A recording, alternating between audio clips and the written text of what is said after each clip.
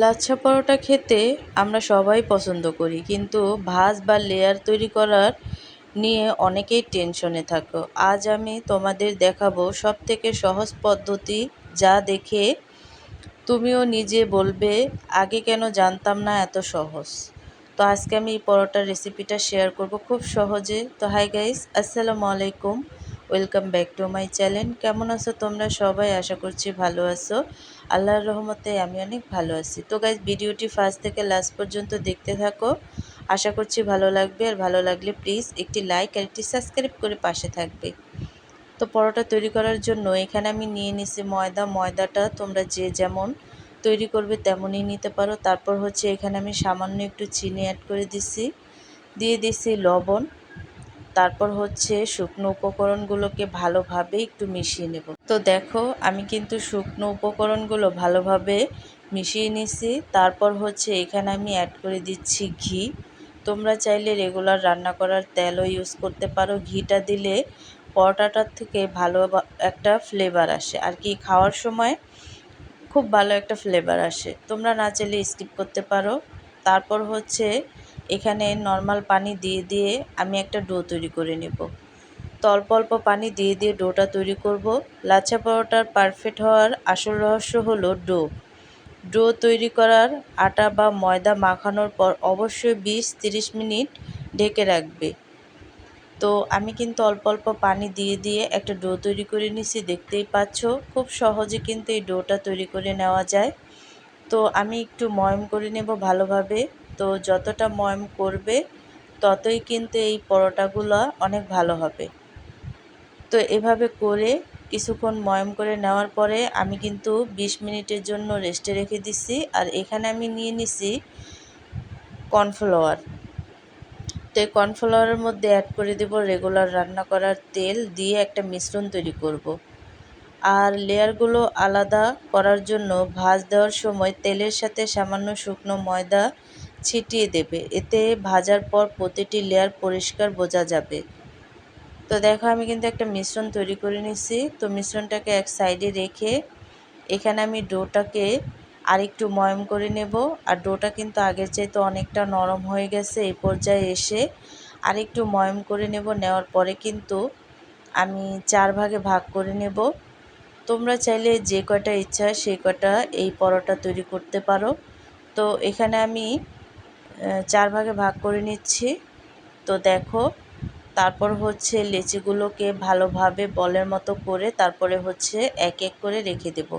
তো এইভাবে করে সবগুলো লিচি আমি বলের মতো তৈরি করে তারপরে হচ্ছে রেখে দেব।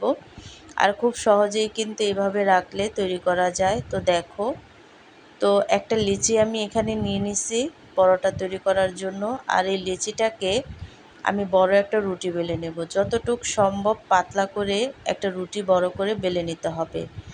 আর এখানে শুকনো ময়দা তোমরা ইচ্ছে করলে দিতে পারো, দিয়ে তারপরে হচ্ছে রুটিটা বেলতে পারো। তো দেখো, বড় একটা রুটি বেলে নিছি। আর এই পর্যায়ে এসে এখানে আমি অ্যাড করে দেব যে মিশ্রণটা আমি আগে থেকে রেডি করে রাখছিলাম, সেটা দিয়ে ভালোভাবে পুরোটা রুটিতে মাখিয়ে নেব। তো এভাবে করে তোমরা মাখিয়ে নিতে পারো বা লেয়ারগুলো কাটার পরেও মাখতে পারো। তো পুরোটা রুটির মধ্যে মাখিয়ে নেওয়ার পরে এখানে আমি সামান্য একটু কর্নফ্লাওয়ার ছিটিয়ে দেব। তোমরা চাইলে শুকনো ময়দাও ছিটিয়ে দিতে পারো। তো আমি কর্নফ্লাওয়ারটা ছিটিয়ে দেব। তারপর হচ্ছে একটা ছুরির সাহায্যে আমি একেবারে চিকন চিকন করে অনেকগুলো লেয়ার কেটে নেব। তো যতটা সম্ভব এইভাবে চিকন চিকন করে তোমরা কাটতে পারো। তো এর চাইতে চিকনও কেটে নিতে পারো। যতটা চিকন কাটবে লেয়ারগুলো কিন্তু ততটা লেয়ার হবে। তো দেখো, এভাবে করে সবগুলো আমি কেটে নিচ্ছি। আর কেটে নেওয়ার পরে কিন্তু এক কিনার থেকে ভাজে রুলের মতো করে একটা রুলের মতো তৈরি করে নেব। তো দেখো, খুব সহজে কিন্তু ভাঁজগুলো ভালোভাবে দেওয়া যায়, দেখতেই পাচ্ছ। তো এভাবে করে আমি পুরোটা রুলের মতো করে একটু টেনে দেব। আর টেনে দিলে দেখবে যে এই রুটিটা অনেকটা আর কি টান টান হয়েছে, মানে যতটা টানবে ততটাই কিন্তু বলবে। তারপর হচ্ছে পেঁচিয়ে আমি একটা বলের মতো তৈরি করে নেব। তো দেখো, আর লাচ্ছাগুলো কিন্তু অনেকটা চিকন হয়েছে আর অনেকগুলো লেয়ার হয়েছে। তারপর হচ্ছে হাত দিয়ে চেপে চেপে তারপরে পরোটাটা আমি তৈরি করে নেব। তোমরা চাইলে বেলে নিতে পারো, তো আমি হাত দিয়ে চেপে চেপেই কিন্তু পরোটাটা তৈরি করে নেব আর খুব সহজেই কিন্তু নেওয়া যায়। তো এইভাবে করে একটা পরোটা আমি তৈরি করে নিচ্ছি আর এইভাবে করে সবগুলো পরোটা আমি তৈরি করে নিচ্ছি। তো এখন আমি ভেজে নেব। ভাজার জন্য একটা তাওয়ায় আমি পরোটা দিয়ে দিছি। তো দিয়ে হাত দিয়ে একটু ছড়িয়ে দিলেই হবে। তো ভালোভাবে এপিট ওপিট করে তারপরে হচ্ছে পরোটাটা ভেজে নেব। তো এক পিঠ হয়ে যাওয়ার পরে আরেক পিঠ এইভাবে উল্টিয়ে দেবে। উল্টিয়ে পাল্টিয়ে তারপর হচ্ছে ভেজে এখানে আমি অ্যাড করে দেব তেল। তেলটা দিয়ে তারপরে হচ্ছে পরোটাটাকে আমি ভালোভাবে ভেজে নেব। তো দেখো, ঘুরিয়ে ঘুরিয়ে ভাজলেই কিন্তু পরোটাটা ভালোভাবে একেবারে লালচে হয়ে যাবে।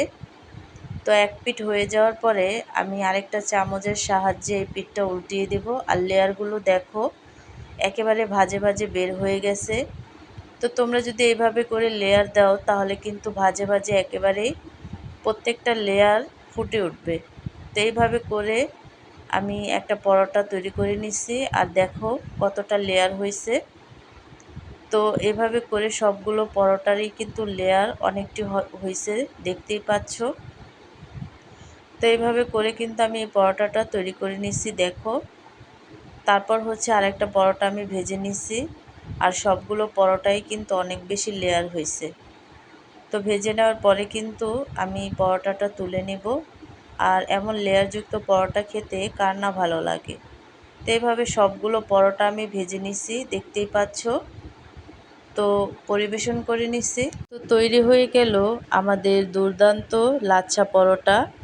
আর লাচ্ছা পরোটা খেতে আমরা সবাই পছন্দ করি, কারণ এই লাচ্ছা পরোটা অনেকটা ভাঁজ পড়ে আর অনেকটা লেয়ার হয়, যার ফলে এই পরোটাটা সবাই অনেক পছন্দ করে। আর প্রতিটি ভাঁজ কত সুন্দর হয়েছে। অল্প আঁচে সময় নিয়ে ভাজলে এটি মচমচে হবে, আবার ভেতরটা থাকবে একদম নরম। এই নাস্তাটি মাংসর ঝোল বা ভাজির সাথে জাস্ট জমে যাবে। তো দেখো, আমি একটা পরোটা তোমাদেরকে ছিঁড়ে দেখাচ্ছি যে কতটা লেয়ার হয়েছে। তোমরা দেখলেই বুঝতে পারবে প্রত্যেকটা ভাজে ভাজে কিন্তু এই পরোটার লেয়ারগুলো একেবারেই প্রত্যেকটা আলাদা আলাদা পার্ট হয়েছে, পার্ট টু পার্ট, দেখতেই পাচ্ছ। তো এইভাবে করে পরোটা তোমরা যদি তৈরি করে খাও তাহলে কিন্তু খেতে দুর্দান্ত হবে। সহজভাবে পরোটার লেয়ার বা ভাঁজ তৈরির পদ্ধতি। পরোটা দীর্ঘক্ষণ নরম থাকার গোপন টিপস।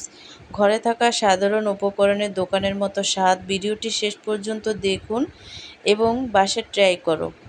আমাকে কমেন্টে জানাবে। ভালো লাগলে চ্যানেলটি সাবস্ক্রাইব করতে ভুলবে না। আশা করছি আজকের এই সহজ লাচ্ছা পরোটা তৈরির রেসিপি তোমাদের ভালো লেগেছে। ভালো লাগলে লাইক দিবে এবং প্রিয়জনদের সাথে শেয়ার করবে। তো আজকের রেসিপিটি কেমন লাগছে অবশ্যই কিন্তু কমেন্টে জানাবে। তো অন্য কোনো রেসিপি নিয়ে তোমাদের মাঝে আবার চলে আসবো। আজকে এই পর্যন্তই। সবাই সুস্থ থাকবে, ভালো থাকবে। আল্লাহ হাফেজ।